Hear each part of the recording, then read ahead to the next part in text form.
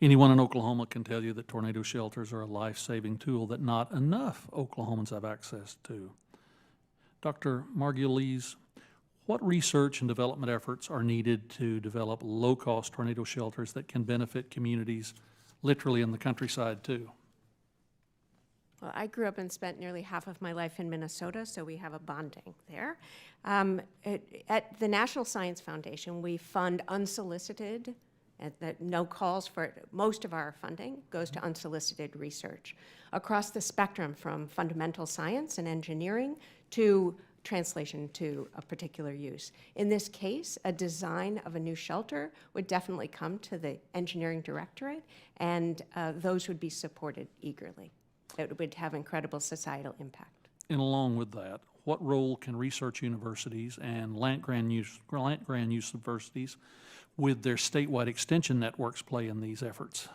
So we welcome and encourage the proposals from every institution, and we have a mandate in CHIPS and Science to broaden the participation and funding to our EPSCoR states at the National Science Foundation.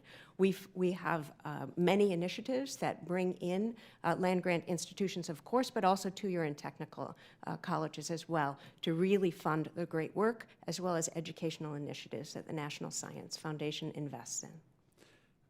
Mr. Latch, you touched on some of these issues in your earlier comments. Could you expand on that too?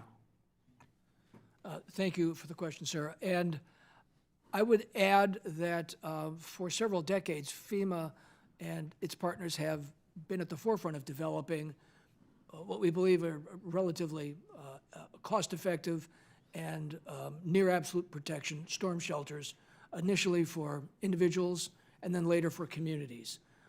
We have seen in places like Oklahoma where there have been circulating grant programs that have been extremely helpful to get people on board with it. And yes, there were real costs involved, but if folks can find a way to cover the mortgage part of a $3,000 to $5,000 additional fee, they can turn an existing room, whether that's a dressing room or an interior bathroom or whatever else it might be, into a safe room.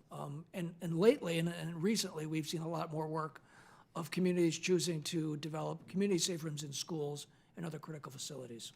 Continuing with you, for communities like my home county of Roger Mills, even a 45-second increase in lead time can be the difference between life and death. Could you shed some light on how FEMA is working with other agencies to bolster our understanding of tornadoes and increase those lead times? I do know that the work we've been doing, and we work with collaboratively, whether it's our partners at NIST or other federal agencies inside and outside this program space. We have developed guidance and tools. We have done education and awareness work with the public and private sector. We have nonprofit and other partners who we work with who help us spread the message about how do you make folks aware of what the risks are that they face and how can you drive action. Absolutely. Absolutely. With that, Mr. Chairman, I yield back.